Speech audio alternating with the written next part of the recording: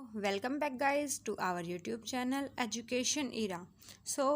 आज मैं आपको इग्नू के प्रोग्राम BAG के इम्पोर्टेंट पेपर BHIC 133 जो कि भारत का इतिहास है और जिसका पेपर कल है, तो उसका एक इम्पॉर्टेंट क्वेश्चन है जो मैं आज आपको कराना चाहती हूँ। ये क्वेश्चन है, इतिहास लेखन की अरबी परंपरा का वर्णन कीजिए। तो गाइस, ये क्वेश्चन एग्ज़ाम की दृष्टि से बहुत इम्पोर्टेंट है और इस क्वेश्चन के आने के चांसेस हर एग्ज़ाम में लगभग 99.9% होते हैं। आप ध्यान रखिएगा और इस क्वेश्चन को ज़रूर करके जाइएगा।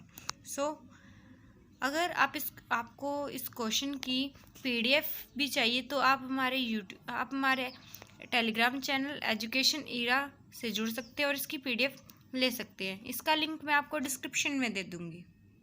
तो आइए अब हम अपना क्वेश्चन स्टार्ट करते हैं। तो क्वेश्चन है, इतिहास लेखन की अरबी परंपरा का वर्णन कीजिए। मतलब कि इतिहास लिखते वक्त जो अरबी परंपरा थी उसका वर्णन कीजिए। ज़रूरी नहीं है कि ये क्वेश्चन इसी तरह से आएगा। इसके अलावा इतिहास लेखन की अरबी परंपराओं की विशेषताओं का वर्णन कीजिए या इतिहास लेखन की अरबी परंपरा क्या थी। इस टाइप से भी इसके कई क्वेश्चन बन सकते हैं, लेकिन इसमें आंसर यही आएगा। तो हम शुरू करते हैं। इस्लामिक विश्व की भाषा होने के कारण प्रारंभिक एवं प्राथमिक ऐतिहासिक लेखन अरबी भाषा में ही उपलब्ध है। इसका कहने का मतलब ये है कि जो विश्व है वो इस्लामिक धर्मों का वर्चस्व था विश्व पर पुराने समय से।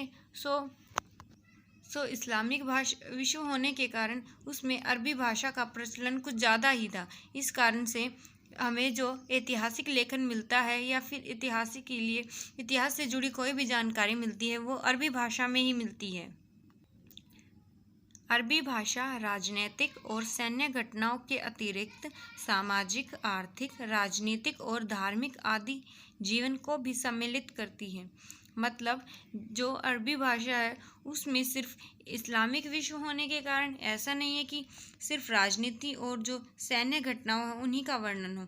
इसके अलावा यह सामाजिक, हमारे आर्थिक जीवन, हमारी संस्कृति और हमारे धर्म आदि सभी को भी सम्मिलित करती है। उन सभी का भी समावेश है, उन सभी के भी हस्तलिखित लेखन वगैरह इसमें मिल जाते हैं।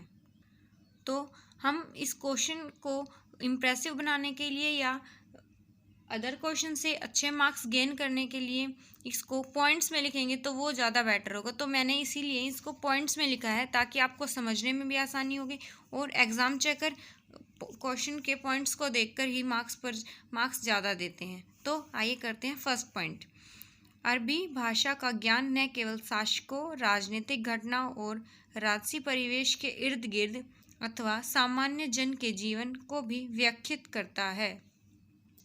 इसका कहने का मतलब ये है कि जो अरबी भाषा है उसका जो ज्ञान था या उसके बारे में जो इतिहास लिखा है वो केवल वहाँ के शासक, उनके राजाओं, उनकी या फिर उनकी राजनीतिक घटनाओं जो शासकों के राज्यकाल में हुई थी, सिर्फ उन्हीं के इर्द गिर्द नहीं घूमती, या फिर जो उनका राजसी परिवेश था उसके चारों तरफ नहीं घूमती हैं।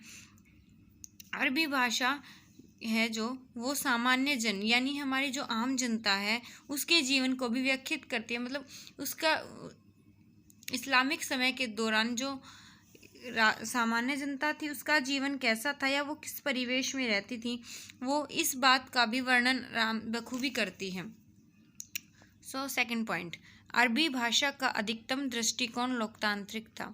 मतलब ये लोकतांत्रिक व्यवस्था की तरह कार्य करता था और इसमें मतलब या राजसी घराना हो या फिर कोई आम जनता, दोनों के बातों को या दोनों के परिवेश को समान महत्व दिया गया था। पॉइंट नंबर 3, अरबी इतिहास लेखन की एक अन्य महत्वपूर्ण विशेषता इस्नाद भी है। कि जो अरबी इतिहास लेखन था उसमें कुछ महत्वपूर्ण विशेषताएं थी, लेकिन उसकी जो सबसे महत्वपूर्ण विशेषता थी वो इस्नाद थी, जिसको हम वर्णनकर्ताओं की श्रृंखला कहते हैं। इसका मतलब ये इस्नाद होता है कि जब कोई भी घटना होती है या कुछ भी होता है तो उसमें उस घटना का वर्णन स्टेप बाय स्टेप किया जाता है, तो इसे हम इस्नाद कहते हैं।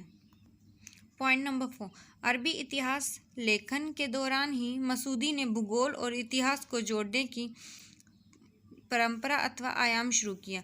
कि अरबी जो इतिहास लेखन का उसी के दौरान हमारे ये बोल सकते हैं कि भूगोलवेता बोल सकते हैं या फिर एक ज्ञानी बोल सकते हैं, उन जिनका नाम मसूदी था, उन्होंने भूगोल और इतिहास यानी इतिहास का वर्णन करते हुए उसमें भूगोल को भी उसकी मतलब भूगोल की सीमाओं के उसके साथ जोड़ दिया था कि इतिहास के साथ साथ हम उसको भूगोल से भी कनेक्ट कर सकें। तो ये परंपरा मसूदी ने ही स्टार्ट की थी।